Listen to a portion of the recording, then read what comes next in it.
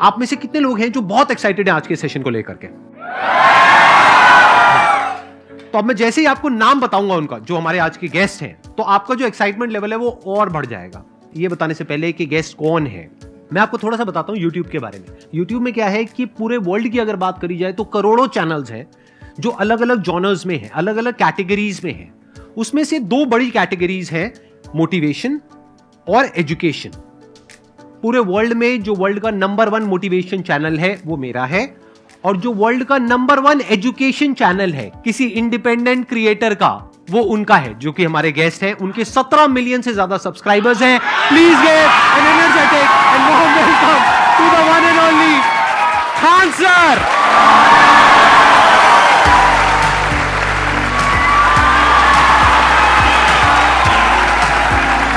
क्या हाल चाल जी, कैसे हैं आप?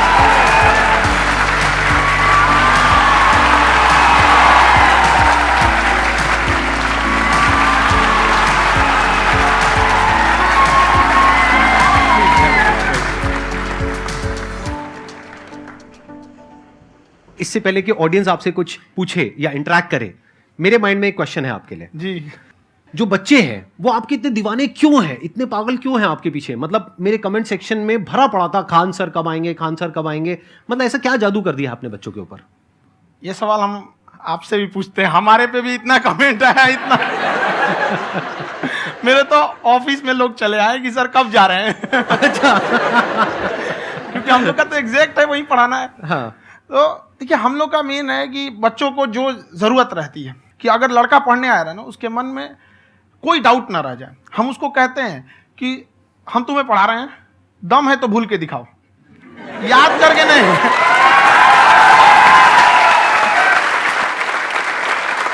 प्लस आप जिस प्राइस पॉइंट पे पढ़ा रहे हैं, आई थिंक वो सबसे कम है, वो बहुत ही कम है। सर, ये जो फीस का कल्चर है, ये हमारा इंडियन कल्चर नहीं है। हमारा इंडियन कल्चर गुरु दक्षिणा है, उस हिसाब से वो सही है। ऑक्सीजन जैसे जिंदगी के लिए जरूरी है, वैसे एजुकेशन जरूरी है। कोई ये नहीं कह सकता है कि पैसे की वजह से वो खान सर के यहां से लौट गया। क्या बात है।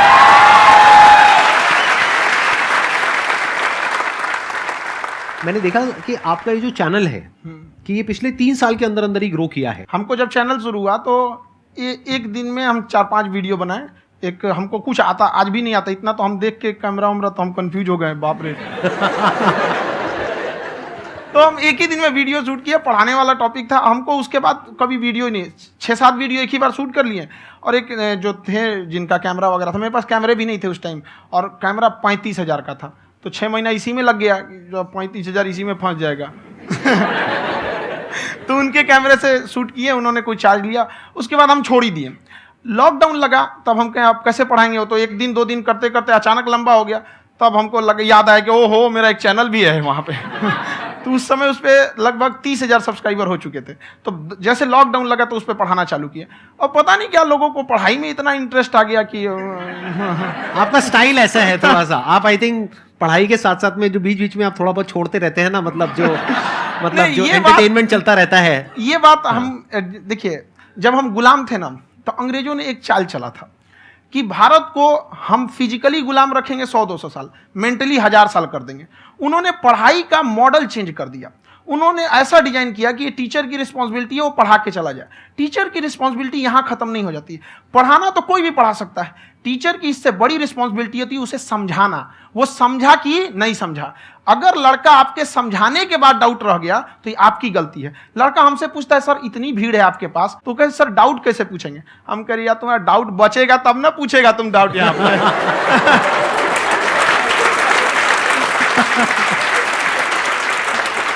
कॉन्फिडेंस नेक्स्ट लेवल है खान सर का, मानना पड़ेगा। और शायद यही वजह है इनकी जो ग्रोथ है उसका।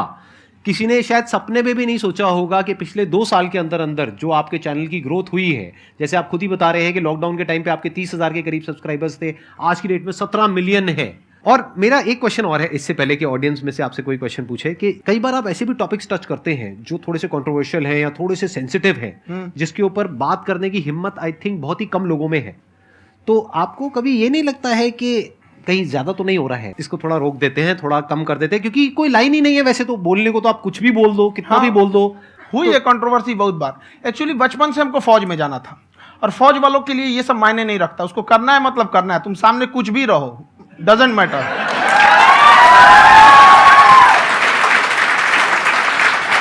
और मैंने YouTube पे देखा कुछ वीडियोस में कि आपका जो इंस्टीट्यूट है वहां पर आज से कुछ साल पहले कुछ बम गिरे थे। हाँ, कुछ गिरे थे, कुछ तो बहुत सॉलिड जगह गिरा था, फटा नहीं वो। मतलब आपके आसपास। हाँ, बम को भी पता है कि टीचर की इज्जत किया जाता है। क्या बात है, क्या बात है।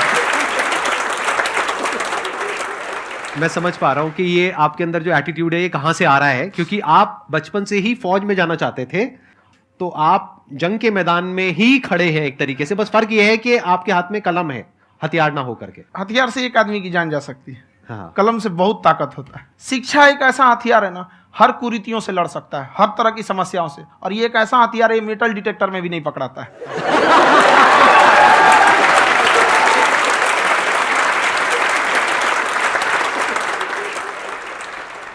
मेरा क्वेश्चन ये है कि अभी प्राइवेट ऑर्गेनाइजेशंस में पीटने का, पनिशमेंट का ये सिस्टम जो है खत्म हो गया है। हम आपके वीडियो में देखे हैं सर कि आप एक बड़ा सा रोल रखे रहते हैं, पुलिस है ना? वाला लाठी है वो, पुलिस वाला लाठी है, और स्टेज पे बुला के बच्चों को उसी से धुनाई शुरू कर देते हैं मस्त एकदम से, है ना?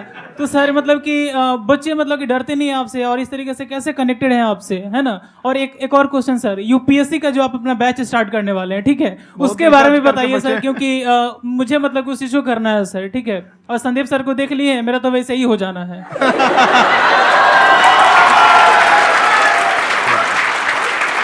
क्या हो जाना है? मेरा पूरा कंप्लीट करो। I'll be an IAS officer next year because I have seen you, sir. My day is like complete, sir. All the best. Thank you so much, sir. Thank you. पूरा बोला करो। हाँ। Thank you.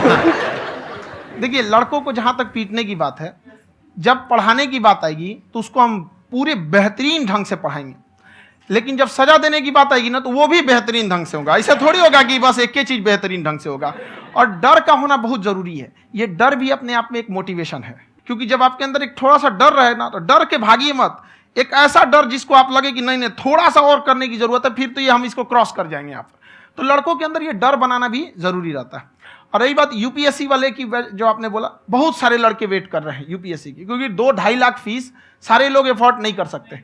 और हमारा वही रहता है, हम तो ज्यादातर हमारे स्टूडेंट देखेंगे तो किसी के रिक्शा वाला, सब्जी वाला, यही लोग, इनको तो 2.5 लाख रुपया, इनके पास पूरी संपत्ति नहीं होती है, फीस कहाँ से भरेंगे वहां पे, उसके बाद रहेंगे कहाँ से? तो ऑल ओवर इंडिया से, कश्मीर से कन्याकुमारी तक, गरीब से गरीब भी लड़का उसको पढ़ सकता है। यही कुछ 1000 रुपये मंथली, 12-14 हजार साल का पड़ेगा, खत्म हो जाएगा इतना में।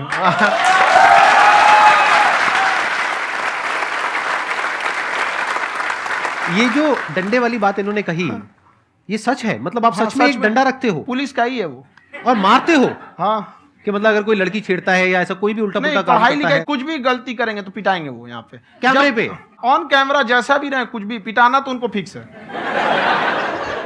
एक तो कोई मतलब विधायक जी थे, उनके लड़का को पीट दिए, तो चला है दल बल लेके अपना वहां पे। उसने घर पे नहीं बताया था कि सर ने पीटा है, बस बोल दिया कोचिंग में पीटा है। बाद में पता चला हम पीटे हैं, तो उसके पिताजी मेरे सामने और पीटे।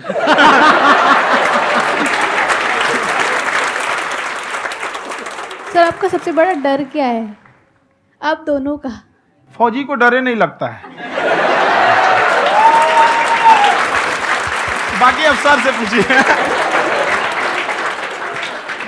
आज के सेशन से पहले कोई डर नहीं था, लेकिन अब मुझे इनकी डंडे वाली कहानियां सुन करके डर लग रहा है कि कहीं मैंने गलती से कुछ बोल दिया अरे ऐसा और नहीं, इन्होंने कहीं पीछे कुछ रखा हुआ है, और यहीं आ करके अगर इन्होंने मेरी पिटाई कर दी तो बहुत बुरा हो जाएगा। तो इसलिए हमको थोड़ा डर लग रहा है।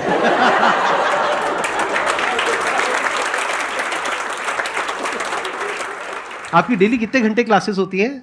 6-7 घंटे। अभी भी खुद ही करते हो आप? हाँ, जो भी हमारे classes स्टाफ करते हो। परेशान रहते हैं। हम 1:30-2 बजे सोते हैं, सुबह 6 बजे उठ जाते हैं, परेशान रहते हैं। यार इतना क्यों करते हो, है ना? कभी तो उनको भी साथ साथ लगना पड़ता है ना? उनको साथ साथ लगना पड़ता है। हम जग गए तो कोई सोया थोड़ी रहेगा, परेशान रह, दिन में सोते ही नहीं है बेचारा, कहीं कहीं जाके सोते रहता है। तो हम सीट बांध दिए कि भाई तुम इस समय सो जाना, तुम इधर सो जाना। आपकी शादी हो गई या नहीं हुई अभी? मेरी खुशहाली देख के आप आइडिया लगा सकते हैं।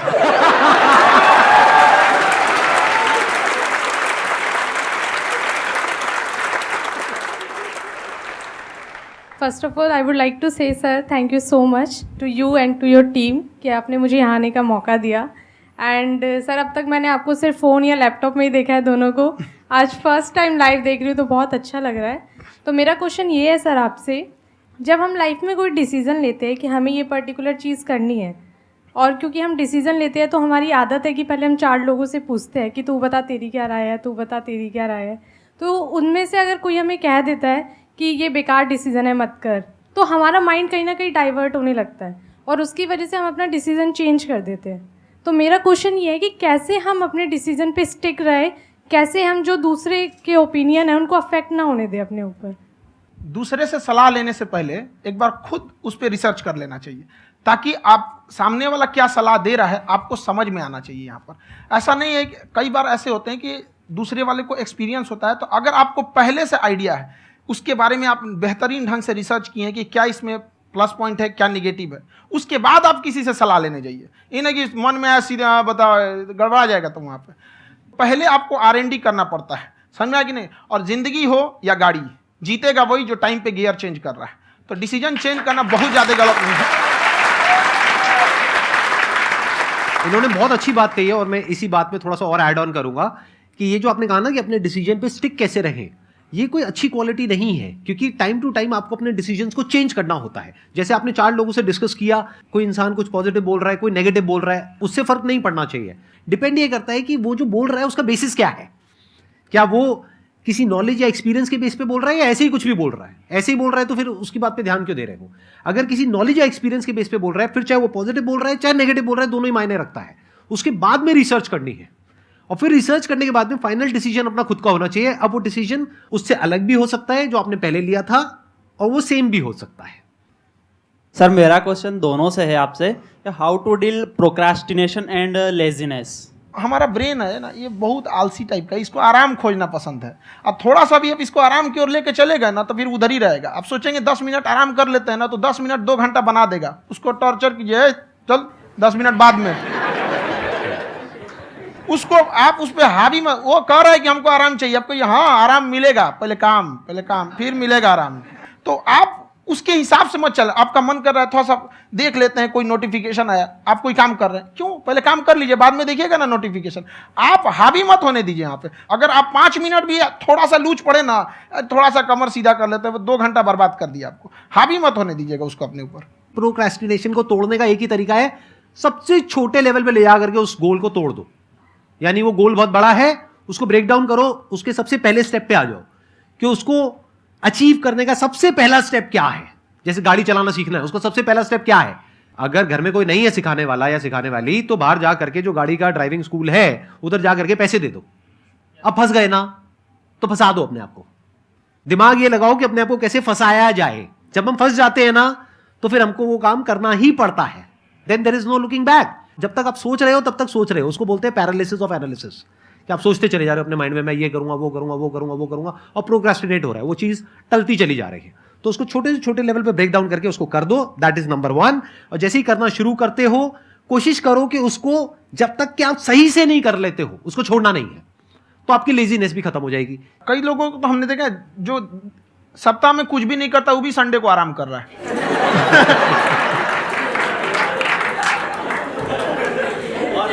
वैसे कहा भी जाता है कि अगर कोई काम आपको करवाना है ना तो ऐसे किसी इंसान को दो जो बिजी है। हाँ। ऐसे आदमी को मत दो जो खाली है। ये परफेक्ट एग्जाम।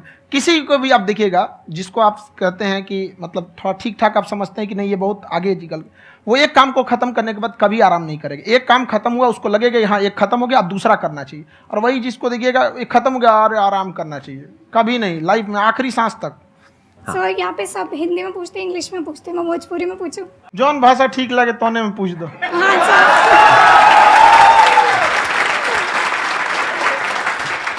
सर ये पूछे के चाहते नहीं कि जैसे हमने के पढ़ाई करे नहीं सर, तो कभी कभी डेली टारगेट्स जो होला वो कंप्लीट ना होला। अगर टारगेट्स कंप्लीट भी होला तो फिर ऐसा इरिटेशन या फिर वो एंजाइटी या फिर कि और करना है या फिर अभी नहीं हुआ, वो चीज़ हमेशा रहेला। तो वो कम कैसे करल जाए? देखिए टारगेट्स को ना हम लोग को एक अपने हिसाब से पहले फिट करना चाहिए। ऐसा नहीं कि दूसरे किसी इंसान को देख के हम टारगेट फिट कर ले। कोई लड़का 8 घंटा पढ़ रहा है, कोई पहली बार अभी पढ़ना ही चालू किया, उसको देख के 8 घंटा पढ़ेगा तो पढ़ाई छोड़ देगा। तो आप अपनी क्षमता के हिसाब से देखिए कि आप कितना पढ़ सकते हैं। अगर आपने एक घंटे को बना लिया कि हम 1 घंटा पढ़ सकते हैं, अगले 1 हफ्ते तक उसको सस्टेन रखिए। जिम में कैसे करते हैं लोग, पहले दिन उठा लीजिएगा 1 कुंटल तो हार्ट अटैक हो जाएगा। तो वो धीरे धीरे टारगेट सेट कीजिए और अपनी क्षमता को भी देखिए। हर इंसान की क्षमता अलग है। कंगारू को देख के हाथी छलांग मारेगा, पैर तोड़ के बैठ जाएगा।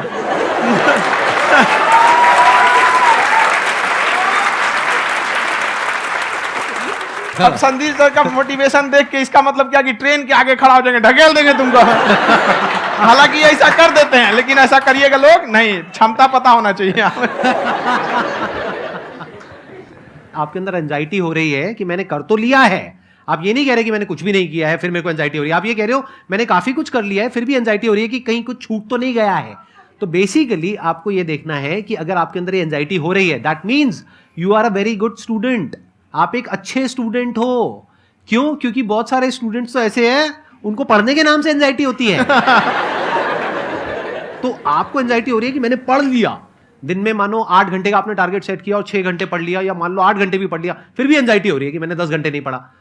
तो ये तो अच्छी क्वालिटी है ना, ये तो एक ब्रिलियंट स्टूडेंट की क्वालिटी है, क्योंकि एंजाइटी उसी को होती है जो केयर करता है, जिसको परवाह है, उसी की तो एंजाइटी होती है। जैसे माँ को अपने बच्चे की, जैसे एक माँ को अपने बच्चे के, जैसे एक माँ को अपने बच्चे को लेकर के एंजाइटी होती है। हंस लो मजाक उड़ा लो मेरा। कोई बात नहीं, एडिट कर देंगे इसको हम। हाँ।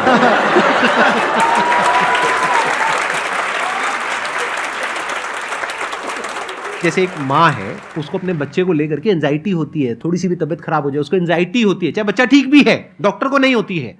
क्यों? क्योंकि माँ को उस बच्चे से प्यार है। तो दैट मीन्स कि आप अपनी पढ़ाई को लेकर के सीरियस हो, इस वजह से आपके अंदर एंजाइटी हो रही है, विच इज नॉर्मल। जहां पर प्यार मोहब्बत होती है वहां पर थोड़ी बहुत एंजाइटी तो होती ही है ना।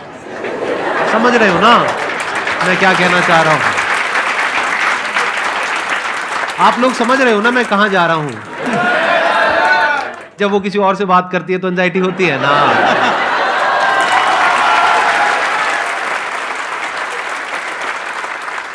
सर, आपकी स्टोरी हमने सुनी थी, तो एक टाइम आया था जब आप गंगा किनारे जाके बैठ गए थे। उस समय आपको कुछ समझ नहीं आ रहा था, तो उस समय मतलब आपने ये डिसीजन कैसे लिया कि अब आगे नहीं, यहाँ से वापस जाना है? रास्ता ही नहीं था। घर जाने के लिए एटलीस्ट 90 रुपए चाहिए थे, जेब में 40 रुपए थे। कैसे घर जाते हैं? और हम गंगा के किनारे चुपचाप बैठे बैठे हम कहें कि अब बहुत टेंशन हो गया, अब घर जाना चाहिए। रूम पे, तो किराए के रूम पे ही आदमी सारे लोग रहते।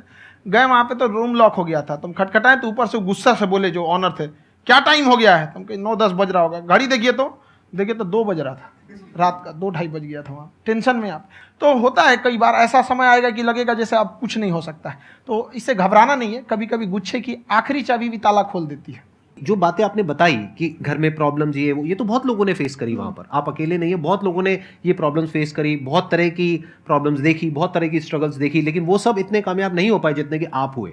तो आपके अंदर ऐसा कुछ ना कुछ है जो औरों के अंदर नहीं है। तो वो मैं जानना चाह रहा हूं कि वो ऐसा क्या था जहां से कि आपका दिमाग यहां तक सोच पा रहा है कि मैं पूरे इंडिया में इतने बड़े लेवल का चेंज लेकर के आ सकता हूं, एजुकेशन फील्ड में रेवोल्यूशन लेकर के आ सकता हूं।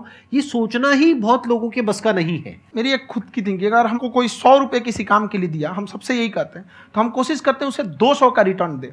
अगर कोई हमसे 200 रुपया फीस दे रहा है, 250 दे रहा है, तो हम उसको ये कोशिश करते हैं कि तुम्हें ऐसा लगे कि नहीं भैया हमने 10-20 हज़ार का पढ़ लिया यहाँ पर। वो ईमानदारी से कभी कमी नहीं। और हमेशा अगर हम प्रॉमिस एक्स का करते हैं तो डिलीवर 4x करना चाहते हैं। ध्यान से सुनना और ध्यान से समझना इस फर्क को। अगर आप समझ पाए तो बहुत आगे जाओगे लाइफ में। एक वो होते हैं जो ये सोचते हैं कि हमें सब कुछ मिल जाए, हमें कुछ भी करना ना पड़े।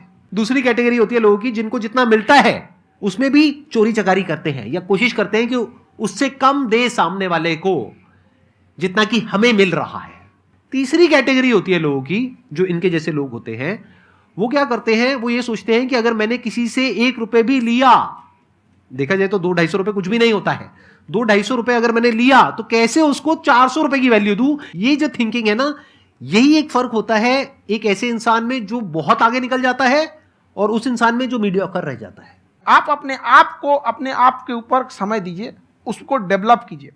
जब आप अपने आप के ऊपर खर्च करते हैं तो आने वाले समय में लोग गूगल पे आपको सर्च करते हैं। क्या बात है सर, ये आपने अभी बनाया है या ये कोई पुराना आपका वो है? बनते रहता है, इसे फ्लो में बन जाता है। आपके अंदर ना सर एक कवि छुपा हुआ है कहीं ना कहीं जो बाहर आना चाहता है। कभी ना कभी आपने सोचा होगा कुछ? कभी कभी देखिए, एक चीज है, संगत का बहुत अच्छा असर पड़ता है। ये चीज को हमेशा, संगति का मतलब लोग हल्के में ले लेते हैं। संगति का मतलब होता है संग संग गति। तो अच्छे लोग के साथ रहेंगे तो संग संग अच्छी गति होती जाएगी, खराब में रहेंगे तो ये भी होता है। बट अपने आप को थोड़ा सोचना चाहिए कि हम केवल जी के मर जाएं इसके लिए नहीं आए हैं।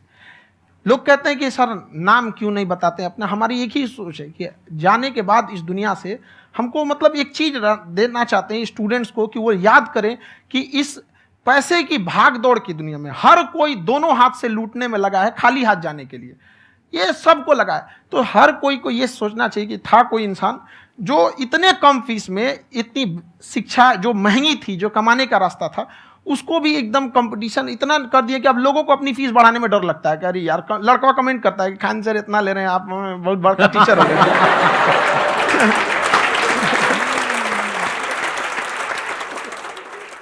खान साहब की एक क्लिप है, ये समय और समझदारी में बहुत फ़र्क होता है। अगर समय रहते समझदारी आ गई तो इंसान कामयाब हो गया, लेकिन अगर समय चला गया फिर समझदारी आई फिर तो बेकार है। तो सर मतलब कुछ आपको ऐसी चीज़ लाना चाहिए जो मतलब बच्चों जो तैयार हो रहे हैं उनको ये चीज़ें मतलब एंड टाइम पे दिखे। समझ रहे हैं आप मेरी बात? नहीं समझ?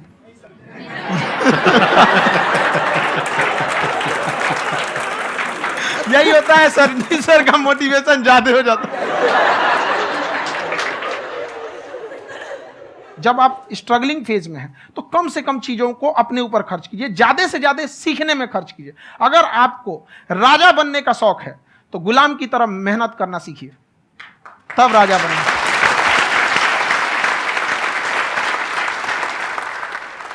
ये दुख, ये दर्द, ये सब तेरे अंदर है। तू अपने बनाए इस पिंजड़े से बाहर निकल के देख, तू अपने आप में एक सिकंदर है।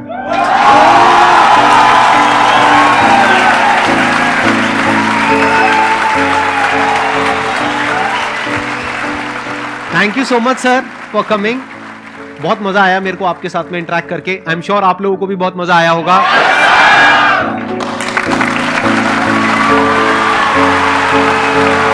Thank you so much ji.